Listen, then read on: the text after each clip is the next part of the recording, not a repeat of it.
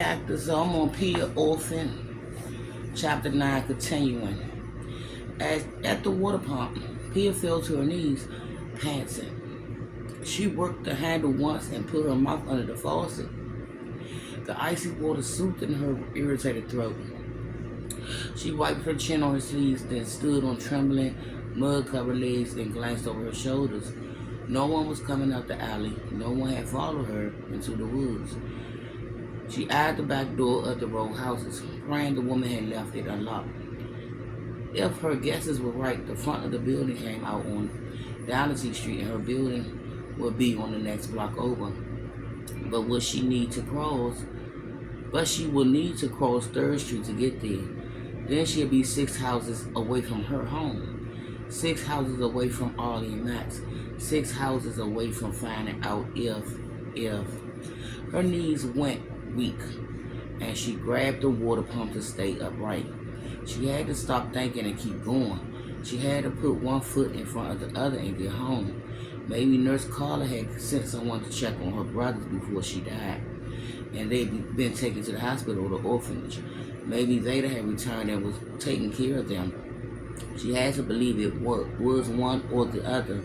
Otherwise, she wouldn't have the strength to go on.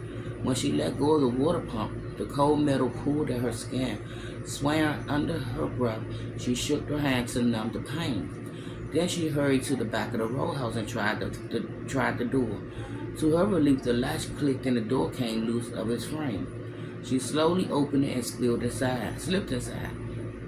Darkness permeated the first floor hall, inky shadows veiling the far corners. The sound of her blood rushing through her veins filled her ears. She waited for her eyes to adjust, then edged forward, her shoulders hunched, ready to run if someone came out of their rooms. A weak light at the other end led her to the front door. Bracing herself, she opened the front door a crack and peered out. A horse-drawn wagon driven by an old man moved along the edge of the road in the other direction. Miss O'Malley and the driver were nowhere to be seen, and no one else was on the road. No other horses, no wagons, no motor cars, no people. She breathed a sigh of relief. She was right, it was Dynasty Street. She started out the door, then froze. Hooves pounded along cobblestone on what sounded like the next street over. It was impossible to tell if they were getting closer or moving further away.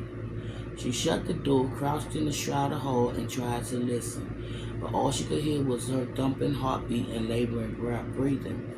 Maybe if she opened the door a crack, she would be able to hear better. She stood and grabbed the handle. Behind her, another door creaked. She turned and peered into the darkness. A dim light spilled out of the apartment, and a man in a ripped shirt and dirty trousers came into the hall, cursing under his breath. When he saw Pia, he staggered towards her and grinned. His gray, crooked teeth were too big for his mouth. "Who's there?" he said in a raspy voice. Pia started to open the door, then stopped. Miss O'Malley and the driver could be out front. She edged toward a corner of the hall.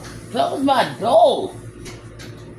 Dusty called with and brushing across her face. "Are you lost?" the man said. She shook her head. "Don't be afraid," he said. "I won't hurt you." He gestured towards his door. "Why don't you come inside and I'll fix you something to eat? I could use the company." And I'll be back. Continuing, Pia. By Mariana. Oops.